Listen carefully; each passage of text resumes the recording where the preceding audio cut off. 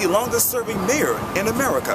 And in this edition of Quintin's Close-Ups, I speak exclusively with Mayor Joe Raleigh. You have been making a lot of headlines recently. We've been busy. Yes, you have. And I want to start off with breaking news. Apparently there has been some sort of damage to a couple of businesses on East Bay Street. What is your reaction to that? Well, our fire department did a fabulous job. They got there on the grounds within 4 minutes of the call. They worked with other fire departments that came. They put the fire out, secured the building so that it wouldn't spread to adjacent structures, and really saved a whole city block. No one was injured. As we talk, we're making plans to reopen East Bay Street this afternoon because that's an important street for business and for citizens, visitors. So it was a huge fire, and our fire department, working with neighboring fire departments, did a great job putting it out. That is awesome. Well, describe to me the following in one word: gun violence. Well, gun violence is a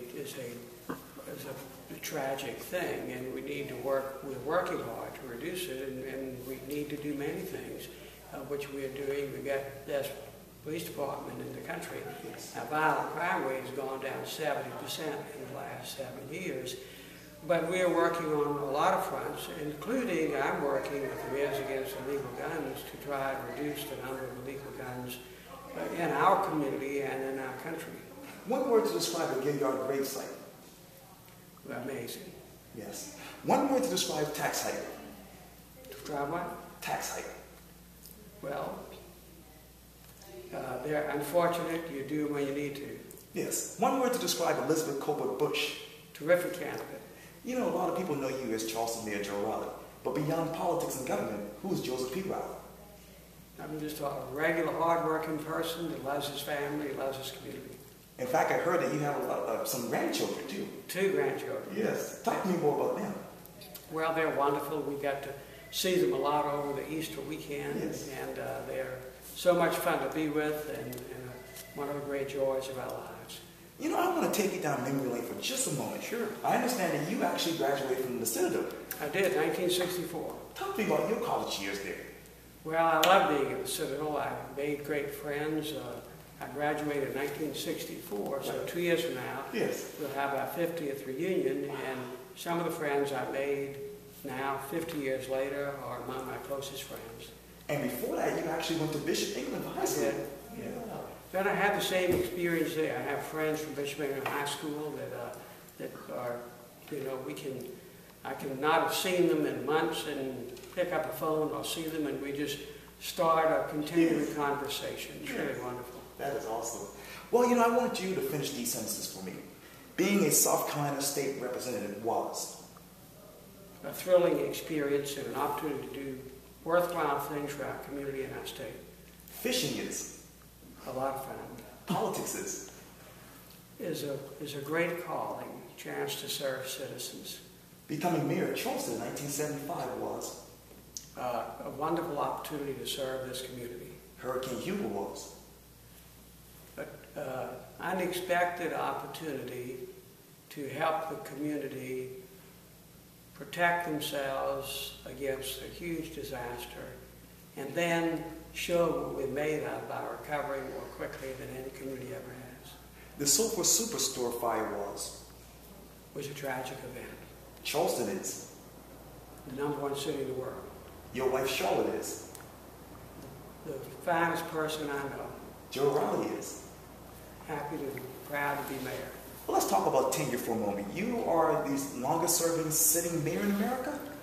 Tell me, did you ever think you would be here this long for almost 40 years? No, I didn't. I really ran for 1 term. Right.